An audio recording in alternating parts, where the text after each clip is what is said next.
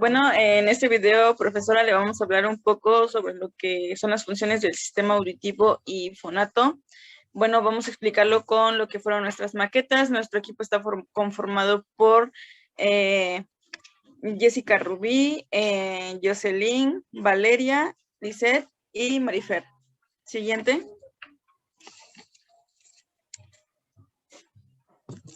Bueno, nuestra primera maqueta, que es del sistema auditivo, vamos a comenzar con el pabellón auricular. Y bueno, esta es la parte visible que tenemos en ambos lados de la cabeza, en este caso las orejas, que están compuestas por lo que es cartílago duro y cubiertas de piel. Su principal función es captar los sonidos y conducirlos hacia el conducto auditivo. Nuestra siguiente estructura en este caso es el conducto auditivo, o también llamado meato auditivo externo. Bueno, esta es una cavidad del oído cuya función es conducir el sonido, en este caso las vibraciones provocadas por la variación del aire. De ahí seguimos con nuestra tercera estructura, que es el tímpano. Y bueno, el tímpano es la parte del aparato auditivo que se encarga de amplificar los sonidos captados por la primera estructura, que fue el pabellón auditivo.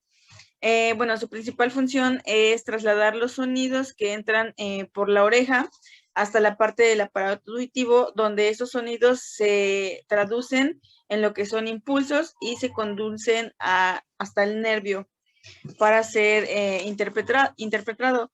De ahí seguimos con el martillo, que bueno, cuando las ondas sonoras hacen vibrar la membrana timpánica, bueno, estas a su vez mueven lo que es el primer huesecillo, que en este caso es el martillo, y transmiten las vibraciones por medio del yunque y el estribo hasta la membrana oval, y de ahí pues se interpreta el sonido.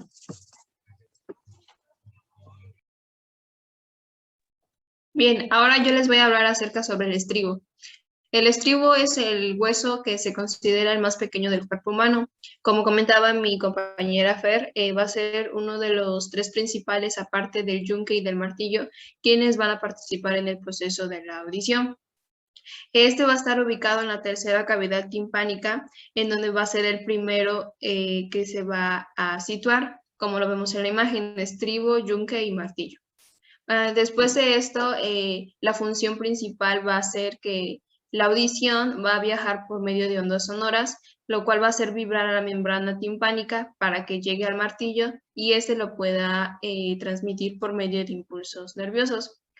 Siguiendo de eso, tenemos a los conductos semicirculares, los cuales van a estar situados en el oído interno, en cuyo interior se va a encontrar un líquido y unos sensores que harán la función de la rotación de la cabeza. Los tres conductos principales son el superior, el posterior y el externo. En estos van a hacer que el líquido del interior se agite y se muevan los diminutos pelos de cada canal. La función que va a tener estos es que haya y se encuentre un equilibrio dinámico de todo el cuerpo. Okay. Continuando con el oído interno, se encuentra la cóclea o el caracol. En este, como tal, se van a encontrar diferentes estructuras. Principalmente el sonido empieza o se produce cuando el martillo emite vibraciones. Se van a transmitir y van a llegar al estribo. El estribo como tal empieza a generar más vibraciones mediante la ventana oval. Esta ventana va a desplazar mediante las vibraciones la perilinfa, la va a desplazar en forma ascendente hacia la corteza y va a retornar de forma ascendente hacia la ventana redonda. En medio de estas dos estructuras se va a encontrar el órgano de Corti. El órgano de Corti va a estar conectado con el nervio vestibulococlear. Estos van a encargarse de transmitir las vibraciones, las convierten en estímulos nerviosos mediante unas células ciliadas que junto con la endolinfa van a, pues como tal, generar estímulos nerviosos, estimulan el órgano de Corti y estimulan las células ciliadas y envían los estímulos y estos estímulos van a ser procesados mediante el lóbulo temporal. Y pues así vamos a empezar como a entender y a reconocer de dónde provienen los sonidos.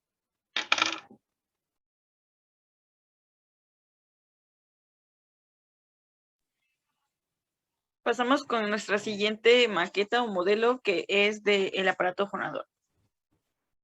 Bueno, como tal, el aparato fonador es aquel que se va a encargar de producir las emisiones sonoras que producimos nosotros.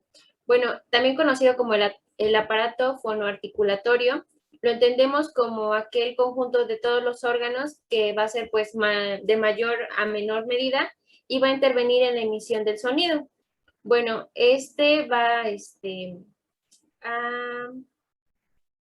¿cómo se llama?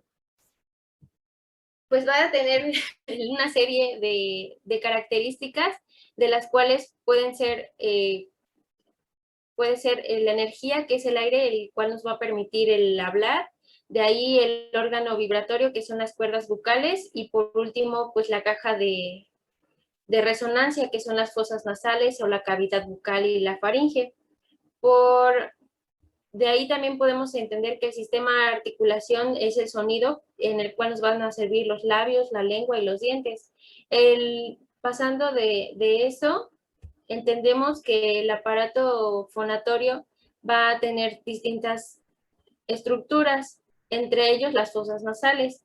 Estas son dos cavidades que separadas por sí forman un tabique sagital, se abren por delante y a través de las ventanas nasales se conectan detrás de la faringe por medio de unos orificios que se llaman coanas. Bueno, estos van a tener la función de pasar el aire para inspiración o expiración y se van a adecuar a las condiciones en las que el aire se penetra hacia los pulmones. De ahí las fosas nasales también van a actuar como un elemento resonador para la voz. De ahí el órgano articulatorio está conformado por los labios, mejillas, dientes y la bóveda palatina. Pues como tal, va a describir brevemente, por ejemplo, los labios, su función pues es la articulación del sonido laríngeo y especialmente los fonemas labiales. De ahí las mejillas, su función radica en mantener el aire en el interior de la boca para así dosificar la manera o la cantidad de aire necesario para la articulación. Después se van también van a atribuir, por ejemplo, el timbre característico de la voz y también los dientes, pues eso como tal es la función principal, pues es la masticación y también entra la bóveda palatina, que está pues como tal tiene la cavidad bucal y se va a dividir en el paladar duro o blando, que como tal es la división de las fosas, ¿cómo se llama? Nasales, y pues por ahí solamente va a pasar el aire. De ahí otro proceso que se va a llevar a cabo en el aparato fonatorio es el aire inspirado que pasa por la tráquea a la faringe. Y bueno, cuando hablamos de las cuerdas bucales, aquí se van a unir la glotis y se va a cerrar hacia las cuerdas bucales, el cual se va a entender como aquello para tener la presión adecuada para generar el sonido. De ahí estas se van a entreabrir y bueno, van a tener cierta elasticidad que es la que va a producir el modo de la vibración para las cuerdas. Bueno, de ahí podemos decir también que la voz tiene tres propiedades, que es la intensidad. Esta puede ser fuerte o débil. La intensidad, esta se va a medir por la intensidad de la presión del aire, y de ahí el tono, que se divide en agudos o graves, y bueno, de ahí que se va a caracterizar por el espacio que se generan en las cuerdas vocales, y por último el timbre, que como tal consiste solamente en el sonido básico de los formantes bucales, que es característico de cada persona. Bueno, yo les voy a mencionar lo que es los órganos que son la laringe, la tráquea y los pulmones. Hay que tener en cuenta que estos son órganos principales para que se produzca el habla. Bueno, dicho esto, el habla se produce cuando el aire pasa desde los pulmones por las vías respiratorias, o sea, la tráquea, y a través de la caja laríngea provoca lo que es la vibración, haciendo que las cuerdas vibren y se cree el sonido. El sonido se convierte en palabras gracias a los músculos que controlan el paladar, la lengua y los labios. La laringe es primordial para poder llevar a cabo estos cuatro órganos, igual que la laringofaringe, son los sonidos principales, en el cual, en primer lugar, los pulmones suministran lo que es el aire que viene atravesando los bronquios y la tráquea, haciendo que se sonitice lo que son las cuerdas vocales y que se encuentran en la laringe. En la laringe, donde se produce lo que es la voz, su tono va a ser fundamental y va a ser en modo armónico. Y luego va a sufrir lo que es la modificación en la caja de la resonancia, que viene siendo la nariz, la boca y la garganta, en el cual implica la forma en la cual se va a dar el timbre de voz. Como mencionaba Jessie anteriormente, pues las voces van a ir desde agudas en la mujer y pueden ir desde muy bajo hasta muy fuerte. Y en los hombres va a ser un cambio más diferente en la forma de hablar. Esto va de acuerdo a los cambios fisiológicos que se dan en cada uno.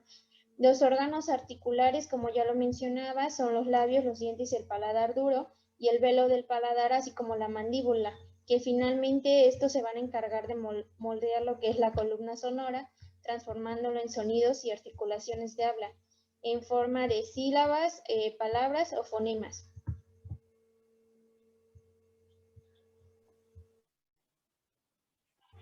Y bueno, eso sería todo acerca de nuestra exposición sobre el aparato fonatorio y el auditivo.